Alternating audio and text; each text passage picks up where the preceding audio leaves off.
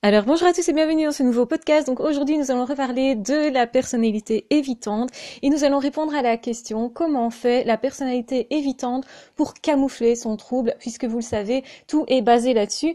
Effectivement, la personnalité évitante est dans l'apparence. On va expliquer exactement pourquoi la personne fait ça, comment elle fonctionne. Il faut bien comprendre que c'est vraiment un mécanisme de défense pour éviter de souffrir en réalité, et en même temps que ça peut faire souffrir et la personne qui en souffre elle-même, et aussi la personne qui va être en face, qui va essayer d'avoir la relation avec cette personne-là. Donc évidemment, on peut être personnalité évitante, avoir une chouette personnalité, avoir évidemment beaucoup de choses à partager, avoir envie de partager. Parce qu'en fait, ce qu'il faut bien comprendre, c'est que souvent, à la base, il y avait une envie réelle de partage avec l'autre, mais en même temps, ça fait tellement peur et la peur est tellement importante qu'en fait tout le mécanisme est biaisé. Donc la relation ne se fait pas ou se fait mal, se fait sur des modes qui vont être souffrants. Je vais expliquer évidemment le fonctionnement pour que vous compreniez bien comment ça fonctionne, pour que vous détectiez bien si vous en souffrez ou non d'ailleurs, et ce qu'il faut faire aussi par rapport à ça pour justement ne plus souffrir de ça, pour avancer en tout cas sur son chemin à ce niveau-là.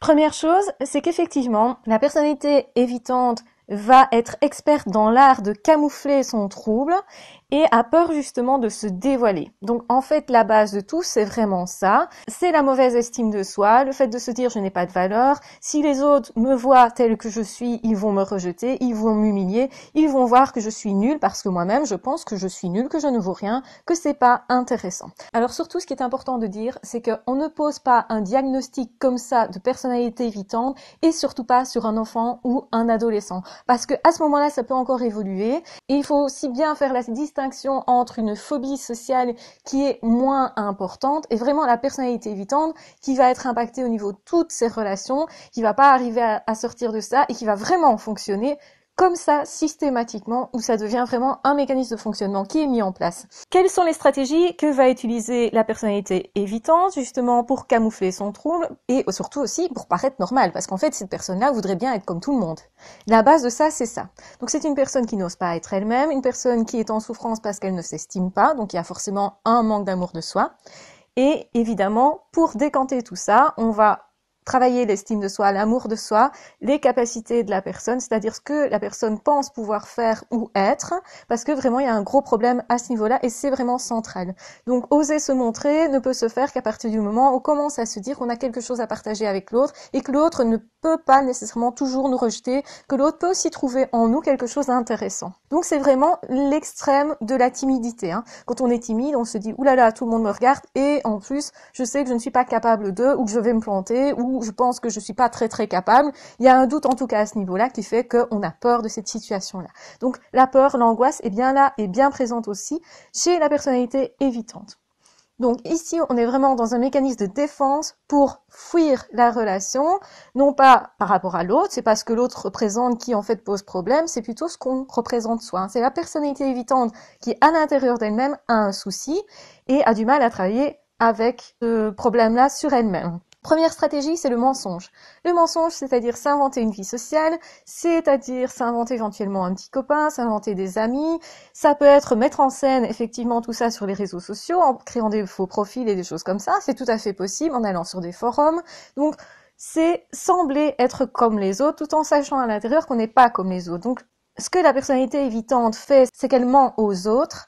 Et elle se ment en partie à soi parce qu'elle va essayer de se convaincre que c'est pas trop grave d'être isolée socialement, que c'est pas trop grave le fait de ne pas avoir d'amis, le fait de ne pas avoir de petits copains, le fait de ne pas avoir de vie amoureuse du tout. Par exemple, de ne pas avoir réussi à sortir une première fois avec quelqu'un, ni même un bisou, ni même danser, etc. Donc c'est vraiment, vraiment une pauvreté relationnelle qui va emprisonner la personne et qui va s'accentuer. Plus évidemment la personne va rester dans ce trouble longtemps, plus évidemment il va être difficile pour cette personne de comprendre qu'en fait elle est tout à fait normale, parce que c'est ça le problème, entre guillemets, c'est que la personne elle est persuadée qu'elle vaut moins que les autres, qu'elle est moins compétente. Et comme elle se sent moins compétente, la deuxième stratégie est de se mettre au-dessus des autres, c'est-à-dire de sembler un peu imbu et froid. Comme ça, d'une part, elle se sent plus compétente, donc c'est-à-dire que les autres vont penser qu'au contraire c'est une personne qui a très confiance en elle. Et être froid, etc., veut dire à l'autre aussi, tu n'es pas assez bien pour moi. C'est toi qui n'es pas assez bien pour moi, en fait. Ou moi, je ne choisis pas n'importe qui. Du coup, cette personne peut paraître attirante pour certaines personnes, être même parfois un défi en amour, où les autres vont se dire, ah, cette personne-là ne prend pas n'importe qui, n'est pas facile d'accès. Et justement, quand c'est une femme qui réagit comme ça, certains hommes, certains adolescents vont se dire, c'est un défi. Qui va l'avoir? En gros, ça devient un challenge. Sauf que la personne, elle veut pas se faire avoir à aucun moment. C'est-à-dire qu'à aucun moment, elle veut rentrer en relation parce que c'est de ça qu'elle a peur. Mais elle va cacher ça en même temps. Donc, c'est je mens à l'autre, je présente une image, je suis dans le faux, je suis dans le masque, on utilise un masque qui attire l'autre, mais je me dis en même temps, qu'est-ce qu'ils sont bêtes ceux-là de croire en mon mensonge, qu'est-ce qu'ils sont bêtes d'y croire, et donc du coup, quelque part, ils se dévalorisent aussi aux yeux de la personnalité évitante. Donc il y a un double jeu de, comme je suis pas assez bien, je fais croire que je suis mieux que ce que je suis. Comme ça sauvegarde l'image. Donc tout est une question d'image.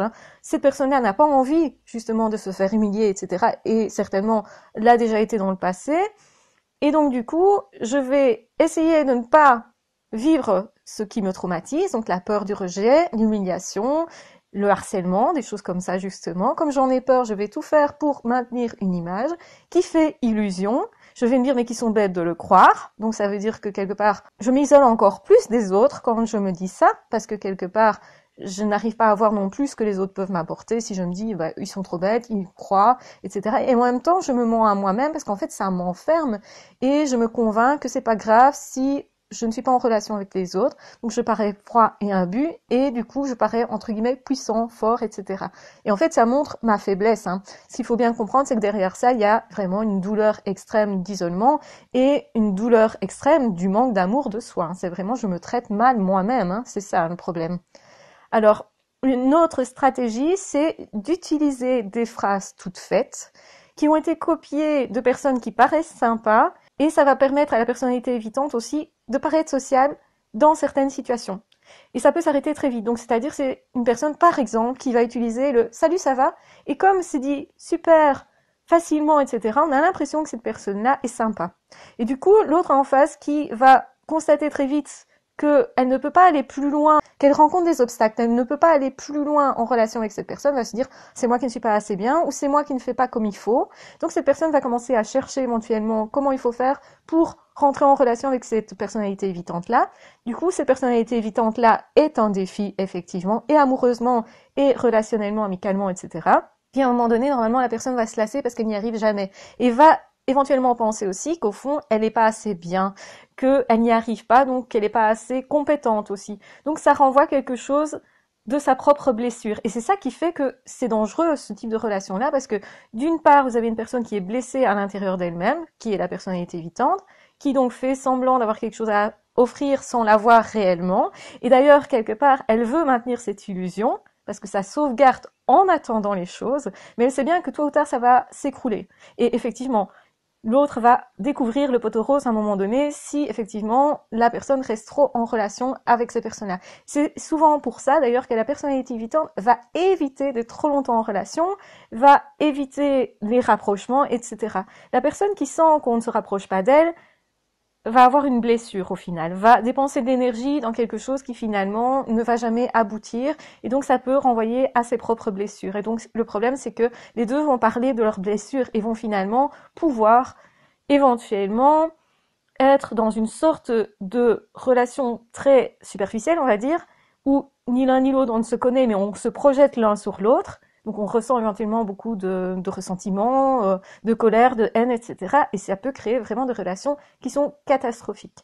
Donc ce qu'il faut bien comprendre aussi, c'est qu'une stratégie pour camoufler cette colère, parce qu'en fait la personnalité évitante ressent de la colère au fond d'elle, la colère de se dire les autres ne m'aident pas, les autres sont capables de plus que moi, ça c'est ce que je perçois, je crois que moi je suis pas assez capable, que les autres sont plus doués que moi, ce qui est en réalité faux parce que l'autre aussi a dû apprendre au niveau social et parce que l'autre peut aussi être désemparé dans la relation. Donc la personnalité évitante pense que l'autre est plus doué et que du coup c'est à l'autre à trouver les solutions, donc c'est à l'autre à se remettre en question et pas à moi-même puisque moi je suis pas compétente de toute façon. Donc du coup la personnalité évitante, elle évite de se remettre en question parce que c'est trop douloureux, parce qu'en fait elle est persuadée qu'elle ne vaut rien et persuadée qu'en fait, elle va pas trouver de solution. Du coup, elle n'en cherche pas. Du coup, elle demande à l'autre, en fait, de faire plein d'efforts. Et elle aime bien de voir l'autre faire des efforts parce que ça va la rassurer. Elle va se dire, allez, l'autre va peut-être à un moment donné y arriver quand même. Sauf que c'est trop demandé à l'autre, en fait, hein. Et en plus, beaucoup d'obstacles sont entre ces deux personnes-là parce qu'elle les met elle-même, ces obstacles-là. Parce qu'elle sait pas faire autrement, la personnalité évitante. Donc en fait, la personnalité évitante, elle fait pas ça méchamment par rapport à la personne qu'elle a en face, mais en même temps, elle voudrait que l'autre y arrive, mais en même temps, c'est trop angoissant. Donc il y a une envie, et en même temps, je peux pas te laisser venir dans mon intimité, si vous voulez. Donc c'est ça qui est problématique. Et c'est ça aussi qui va créer tous les problèmes sociaux. Alors aussi qui va créer la douleur de l'autre d'être rejeté continuellement. C'est je vois que tu veux m'accueillir et quand je viens vers toi, tu me repousses, tu me fais croire que je ne suis pas assez, que je ne fais pas assez d'efforts, etc. Et bien sûr que ça va me demander plus d'énergie et donc ça va devenir un challenge. Et donc je vais avoir envie d'aider cette personne-là, surtout si j'ai le syndrome de l'infirmière d'ailleurs, hein. C'est-à-dire que je vois quelqu'un en souffrance, je vais aller l'aider. Sauf que cette personne me rejette continuellement. Et comme moi j'ai un manque aussi de confiance en moi, ça va me faire mal, sauf que continuellement, je vais me dire non, allez, je vais y arriver quand même, donc je vais réessayer encore. Et la personne peut durer comme ça longtemps, et donc ça fait une pseudo-relation où en final, on ne rentre jamais vraiment dans l'intimité de l'autre parce que l'autre ne veut pas, tout simplement, parce qu'en fait, l'autre n'est pas capable. C'est même pas je te rejette parce que tu n'es pas assez bien toi, en réalité, je te rejette parce que j'ai peur que tu viennes dans mon intimité pour que tu découvres que moi, je ne suis pas assez bien, et qu'au final, qu'est-ce que ça crée? Ça va faire tomber le masque. Et une fois que le masque tombe, qu'est-ce qui peut se passer? De quoi est-ce que la personnalité évitante a peur? C'est que justement, l'autre qui découvre l'imposture sabote du coup la relation avec la personnalité évitante, ou ce qu'il en reste, et commence à l'humilier, à le maltraiter aussi, donc à se retourner contre la personnalité évitante. Il y a le fait d'avoir été rejeté continuellement qui va aussi blesser la personne en face, qui va attiser la colère de l'autre, et à un moment donné, qui va peut-être se mettre au centre de harcèlement à cause de ça. Donc c'est parce que je crois que j'ai pas assez de valeur, quelque part, que l'autre va me confirmer que j'ai pas cette valeur-là, en fait. L'autre va me maltraiter et je vais trouver qu'au final, c'est peut-être plus juste que ce que la personne voulait faire avant, c'est-à-dire m'aimer réellement.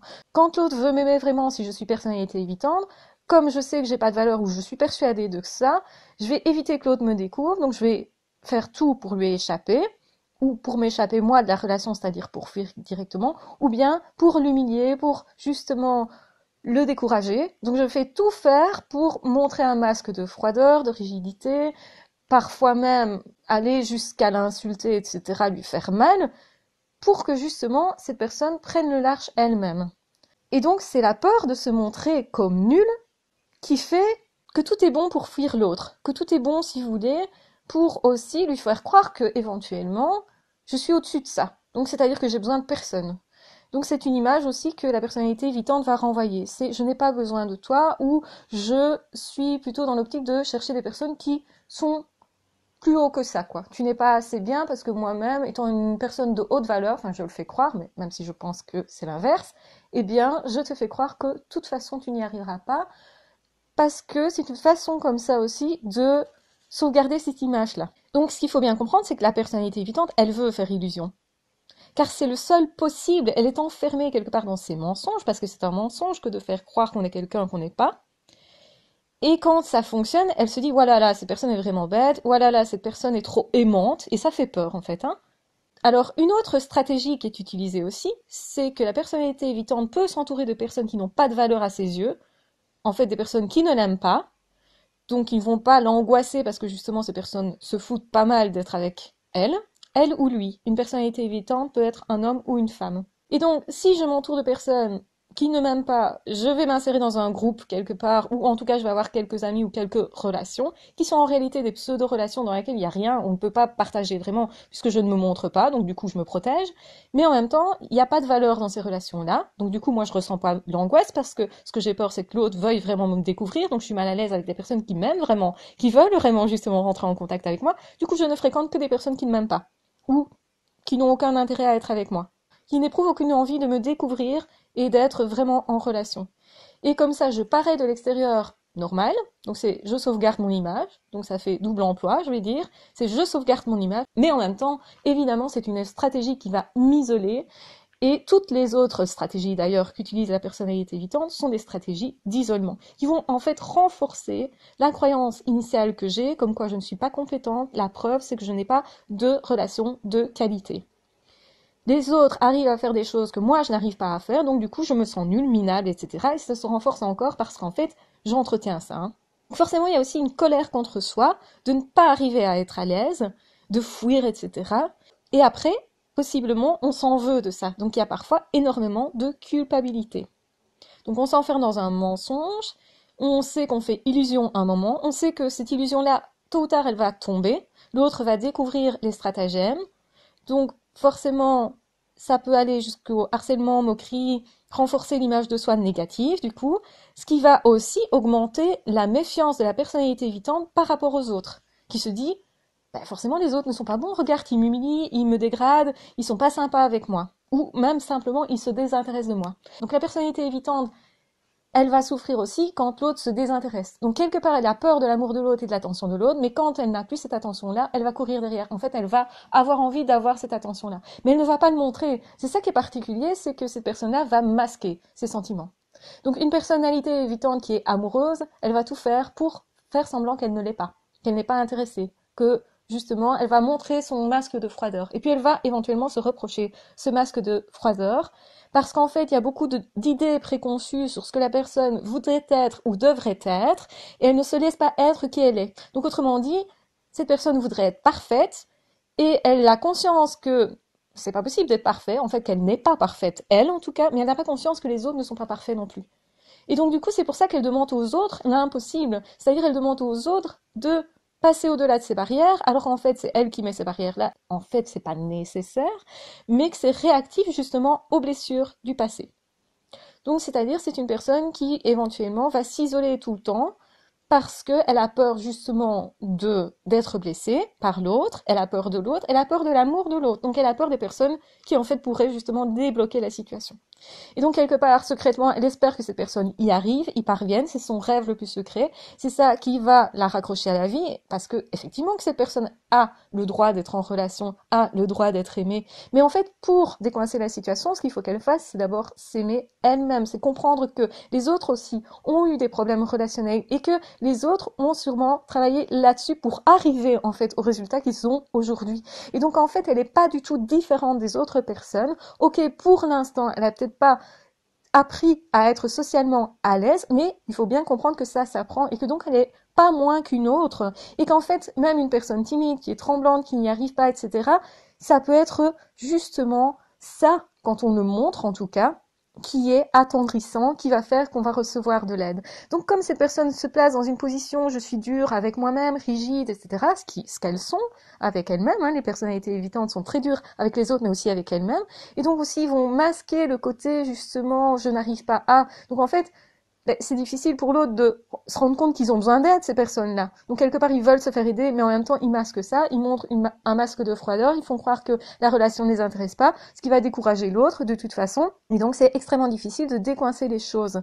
Et alors, une autre stratégie qu'ils vont utiliser aussi, c'est se réfugier dans le rêve, pour avoir l'impression de vivre quelque chose, c'est-à-dire dès qu'il y a une personne qui va me regarder, je vais me faire toute une idée, toute une histoire d'amour, alors que la personne a fait juste que de me regarder, et donc je vais partir comme ça dans une histoire que je vais m'inventer, qui va me faire vivre, en fait, qui va me stimuler.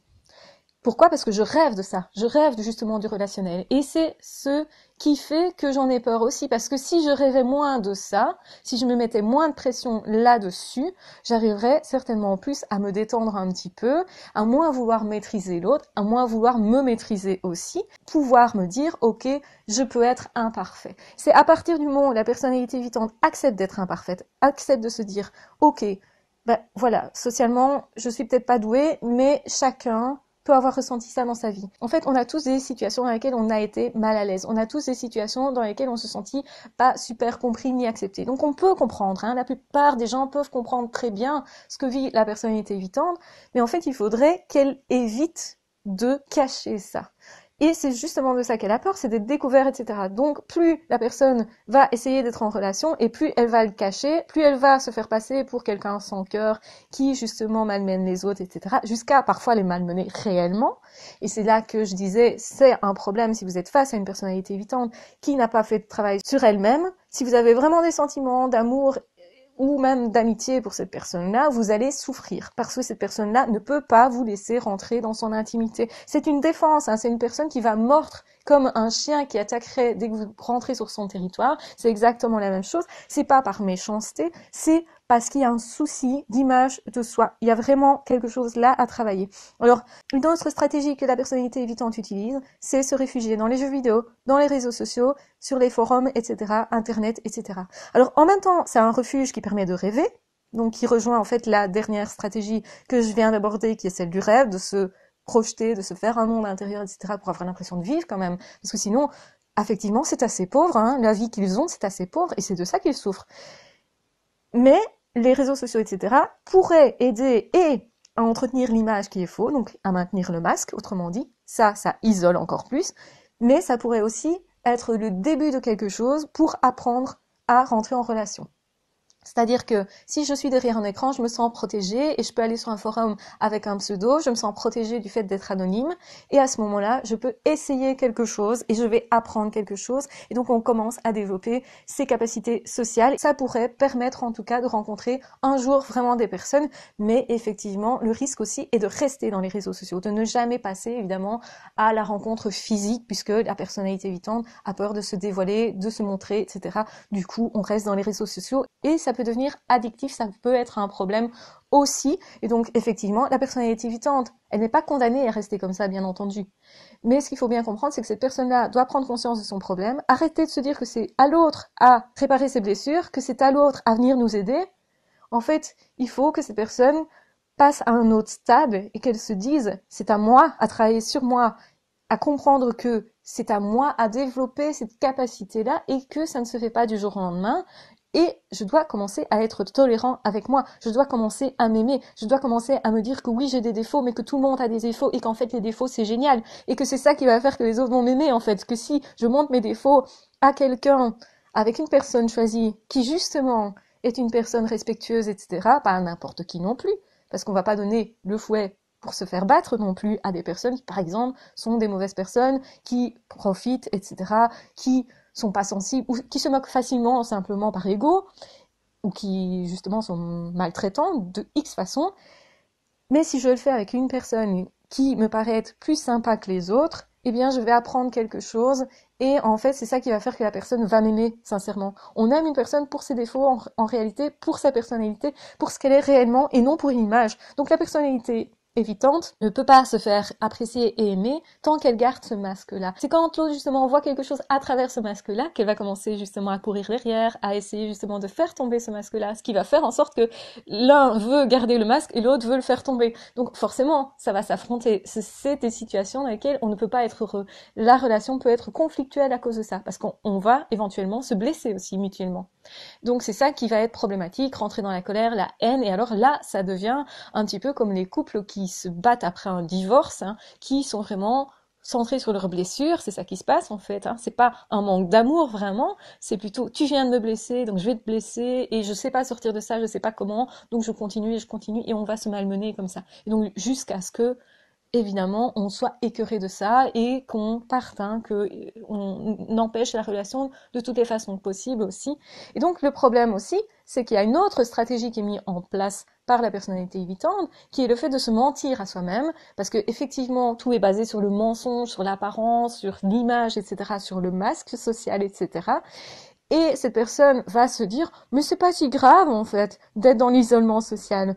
C'est pas si grave. Au fond, si j'ai pas de petite amie, que je construis pas de vie relationnelle, c'est pas si grave.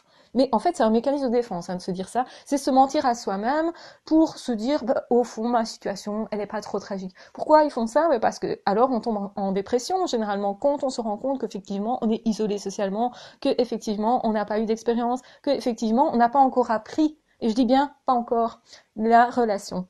Donc, c'est-à-dire, ça s'apprend tout ça. Et bien sûr que, si vous n'arrivez pas tout seul, faites-vous aider. Et c'est bien ça le problème aussi, c'est que beaucoup de personnalités évitantes vont pas faire la démarche de prendre rendez-vous avec un thérapeute parce que c'est compliqué de rencontrer le thérapeute. Une personnalité évitante qui fait la démarche de venir dans un cabinet médical rencontrer la personne, elle est déjà moins évitante en fait, hein.